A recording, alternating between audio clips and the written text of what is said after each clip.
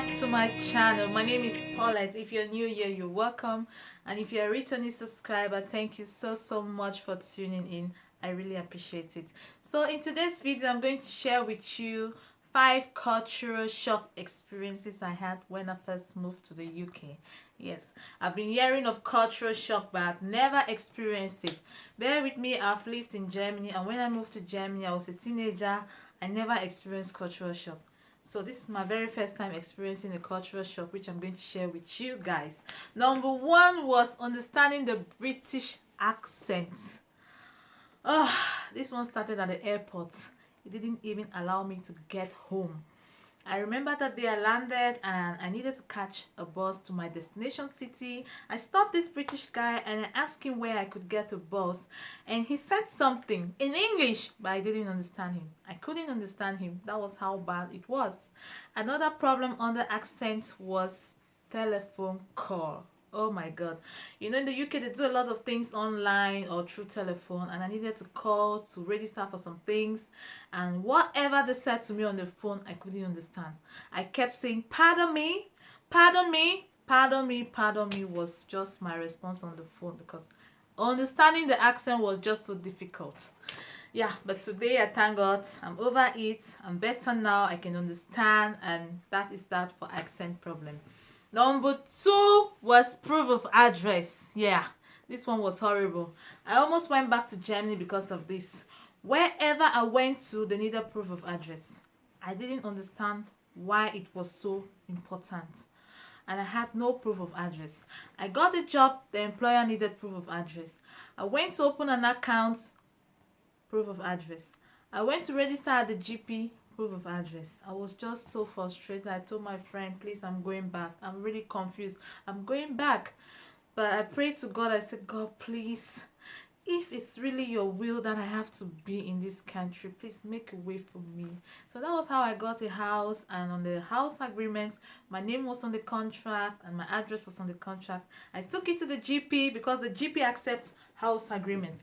So I registered at the GP, and that was how the GP sent me a confirmation to confirm, a letter to confirm my registration, and that was how I started having proof of addresses.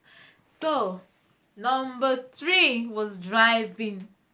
This one was horrible, really horrible. Before I moved to the UK, I knew quite alright that the steering is on the right hand side. What I didn't know was that the road is also like opposite. Like, I don't know how to describe it. Like in Germany, if cars are driving to this direction, in the UK cars are instead driving and coming back. So driving was so horrible. I remember the first few days I started driving. Oh my good Jesus. I just pity all the drivers that had to experience me on the roads. It was just honeying and honeying, beep, beep, beep, beep, everywhere for me. But today I am better. I am a pro. Yes, I'm a professional when it comes to driving. So number 4 is the British greeting. The British greets with, are you right? I never knew that is a greeting. I thought it's a question if I'm okay, if I'm sick or I'm not well. I went to the supermarket one day, picked all my items, went to pay, and the cashier was asking me, are you right? I just took a look on myself first, if something was wrong with me. I was in shock, and I was like, yes, I'm all right. But answering her with a shock on my face, I went out and was like, is there something wrong with me? Why is she asking me if I'm all right? I never knew that's the way they greet over here. And they like addressing people with hi love, hi darling, are you alright? Hi love, hi darling. That's their own way. Even if they don't know you, they just call you love, they call you darling. Yeah, I'm over it now. At the beginning, it was something I had to digest, really. So number 5, which brings us to the last point, is language. Yes. You know what, when you move to the UK, that's when you're going to know that your English is so bad. Like for me, because I live like part of my life in Germany, so I'm a German girl. So coming to the UK, I thought at least I could speak English, but my English was horrible, really horrible. I got to hear new words that I've never heard before. It was really a shock to me, because I was like, oh, coming to the UK, I'm not going to have problem with language. But no, it was difficult understanding some words, new English words I've never heard in my life. And the British kids, like the kids born here, they love correcting their parents. I remember my friends' daughters, they used to correct me all the time.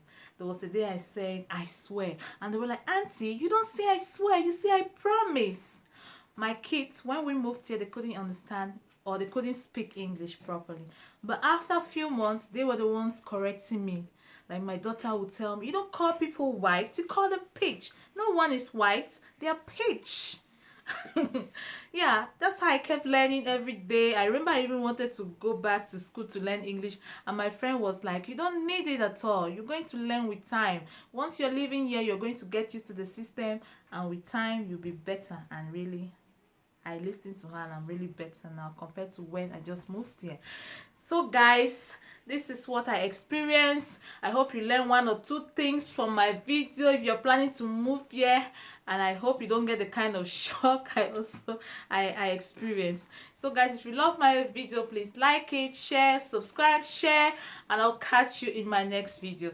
Thank you so much for watching, and bye.